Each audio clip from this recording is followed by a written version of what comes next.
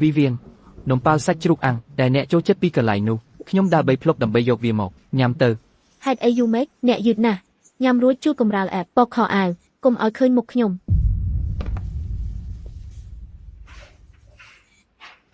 Vivian លីអែមល្អជាមួយអ្នកណាស់ទុនភ្លុននឹងយកចិត្តទុកដាក់អ្នកមានសំណាងណាស់គាត់ល្អត្រង់ណាគាត់តែងតែនៅជាប់ខ្ញុំពេញមួយថ្ងៃក្រីក្រហើយគ្មានប្រយោជន៍រំខានណាស់លីអែមល្អបំផុតជាបរិសុទ្ធស្មោះត្រង់បំផុតដែលខ្ញុំមិនធ្លាប់ឃើញខ្ញុំតែងតែចង់រកនរណាម្នាក់ដូចគាត់លើពីនេះទៀតគ្រួសារខ្ញុំព្យាយាមបង្ខំឲ្យខ្ញុំរៀបការជាមួយអ្នកដែលខ្ញុំមិនស្រឡាញ់ឆ្លើយថាបាទទៅគាត់ប្រសើរជាងរៀបការស្រួលទៅទៀតខ្ញុំព្រមស្រីអាក្រក់ឯងគិតថាអញហ៊ានហើយឬហ៊ានលួចបរិសុទ្ធរបស់បងអញទេអៀនខ្មាស់អត់ Vivian គ្មាននរណាលួចគាត់ទេឯងជាអ្នកមិនស្រឡាញ់ថ្នាក់ក្នុងគាត់ឯងបោះចោលអ្នកដែលស្រឡាញ់ឯងជាងគេគ្រាន់តែមនុស្សបរាជ័យក្រីក្រម្នាក់ហើយឯងយកគាត់មកដូចជាកំណប់លីអែមខ្ញុំនឹងឲ្យអ្នកឱកាសចុងក្រោយមួយលើកជង្គង់សុំទោសឥឡូវនេះខ្ញុំនឹងគិតរៀបការជាមួយអ្នកខ្លួនអីទៅកុំឲ្យភ្ញៀវរងចាំមានរឿងអីឯងគ្រាន់តែសម្រាមដែលខ្ញុំមិនចង់បានអ្នកទាំងពីរនឹងស្ដាយក្រោយក្មេងប្រុសលីអែមនោះលួចឲ្យខ្ញុំលាក់អត្តសញ្ញាណហើយកុំបង្ហាញទ្រព្យសម្បត្តិថ្ងៃនេះគាត់រៀបការហើយឡានប្រណិតនិងវីឡាដែលខ្ញុំរៀបចំថ្លៃបណ្ណាការរាប់លានទីបំផុតខ្ញុំអាចប្រគល់ឲ្យកូនប្រសាស្រីរបស់ខ្ញុំចិត្តថ្ងៃត្រង់ហើយជាម៉ោងល្អគេមិនទាន់មកដល់ទេមានរឿងអីកុំបារម្ភលោកស្រីអេវ៉ានមនុស្សវ័យក្មេងគេប្រហែលយឺតបន្តិចគេនឹងមកដល់ឆាប់នេះខ្ញុំមិនប្រញាប់ទេការរៀបការនេះខ្ញុំប្រឆាំងតាំងពីដើម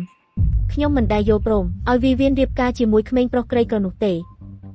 កាឡែបជាក្មេងមានទ្រព្យជាកូនប្រសាស្រីដ៏ល្អរបស់ខ្ញុំហេតុអីមិនឲ្យគាត់រៀបការជាមួយវីវៀន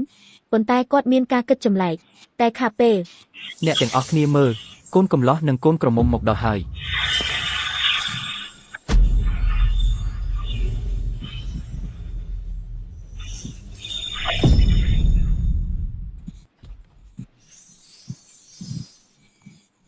កូនប្រសាស្រីរបស់ខ្ញុំមិនមែនជាវីវៀនទេហេតុអីស្រាប់តែប្រែប្រួល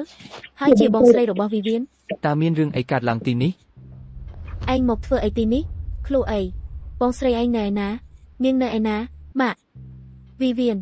បោកនៅសន្តាគារចាប់បានផ្ទាល់នាងនៅក្នុងបន្ទប់ការឡែបធ្វើប្រហែសណាស់ធ្វើរឿងបែបនេះមិនអាចលាក់លៀមជាងនេះទេហើយឥឡូវត្រូវគេចាប់បានផ្ទាល់ឯងឈរទីនេះស្លៀកឈុតរៀបការនោះវាយ៉ាងម៉េចដែរខ្ញុំបានសម្រេចចិត្តហើយរៀបការជាមួយលីអែមទេខ្ញុំហាមដាច់ខាតខ្ញុំបានរកគូឲ្យឯងតម្លៃកូនក្រមុំ$200,000ឥឡូវមកផ្ទះជាមួយខ្ញុំភ្លាមម៉ាក់ខ្ញុំនិយាយចំអំពីការរៀបការជាមួយលីអែមអាក្មេងអាក្រក់បែងហ៊ានរៀបការជាមួយក្មេងប្រុសក្រីក្រនេះកុំហៅខ្ញុំថាម៉ាក់ទៀតលីអែមឯងមិនអីទេមានរឿងអីម៉ាក់ខ្ញុំមិនអីទេឃើញនិស័យពិតរបស់វីវៀនតាំងពីដើមពិតជារឿងល្អមួយខ្លួនអីអរគុណច្រើនថ្ងៃនេះតែបានជួយលីអែមប៉ុន្តែការរៀបការមិនមែនជារឿងលេងសើចទេឯងបានគិតច្បាស់ហើយឬបើខ្ញុំចាក់ចេញឥឡូវម៉ាក់ខ្ញុំនឹងបង្ខំខ្ញុំឲ្យរៀបការជាមួយក្មេងមានទ្រព្យនោះលីអែមជាមនុស្សល្អណាស់ការរៀបការជាមួយគាត់ប្រកាសជាល្អជាងការរៀបការជាមួយមនុស្សចម្លែកណាមួយខ្ញុំបានគិតច្បាស់ហើយខ្ញុំនិយាយចំកូនល្ងងឯងរៀបការរួចហើយឯងនៅហៅខ្ញុំថាលោកស្រីខាតតទៀតឬទៅចុះម៉ាក់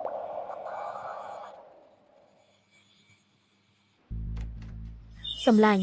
ថ្ងៃនេះជាថ្ងៃរៀបការធំរបស់ហែងមិនអាចប្រព្រឹត្តល្អបន្តិចទេឥឡូវមើលអីអញធ្វើខូចអស់ហើយពេកម្ដេចបើគេដឹងវាធំអីដែរការឡែបគ្រាន់តែដើម្បីសងសំណងដល់ខ្ញុំផ្ទេរប្រាក់$100,000ឲ្យខ្ញុំនោះច្រើនជាងលីអែមអ្នកបរាជ័យក្រីក្រនេះអាចរកបានពេញមួយជីវិត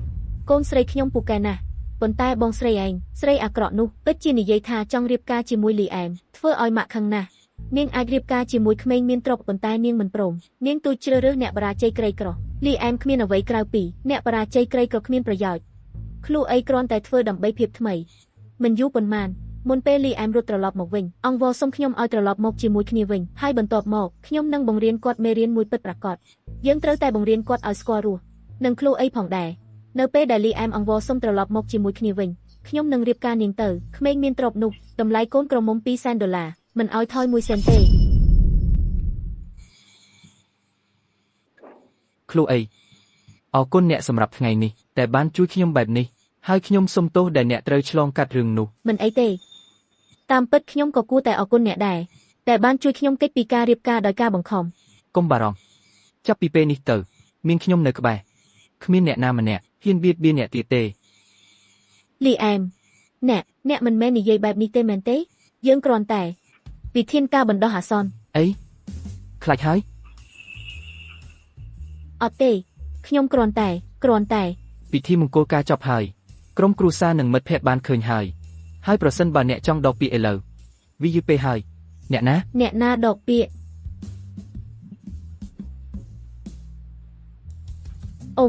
លីអែមតើអ្នកអាចជួយខ្ញុំនៅថ្ងៃស្អែកបានទេហើយមកជាមួយខ្ញុំដើម្បីគ្រប់គ្រងខ្ញុំ គ្មានបញ្ហាទេមិនថាជារឿងអ្វីទេគ្រាន់តែប្រាប់មក ខ្ញុំបានចាប់ផ្ដើមក្រុមហ៊ុនផ្ទាល់ខ្លួនហើយខ្ញុំត្រូវការលំហូរសាច់ប្រាក់ជាបន្ទាន់ដូច្នេះពីធនាគារ Apex ខ្ញុំបានខ្ចី$20 លានប៉ុន្តែអ្នកគ្រប់គ្រង Davis តែងតែពន្យាពេលប្រាក់កម្ចីហើយក្រុមហ៊ុនចិត្តដួលរលំខ្ញុំត្រូវតែយកលុយមកវិញឲ្យបានឆាប់តាមដែលអាចធ្វើបាន ព្រោះធនាគារ Apex ជាក្រុមហ៊ុនបុតសម្ព័ន្ធមួយរបស់ខ្ញុំទុកវាឲ្យខ្ញុំហើយខ្ញុំនឹងទៅជាមួយអ្នកនៅថ្ងៃស្អែក ល្អណាស់អញ្ចឹងខ្ញុំនឹងទៅបន្ទប់របស់ខ្ញុំដើម្បីសម្រាកហើយអ្នកត្រូវធ្វើខ្លួនឲ្យល្អនៅយប់នេះ ស្រីម្នាក់នេះនាងខ្មាស់អៀនណាស់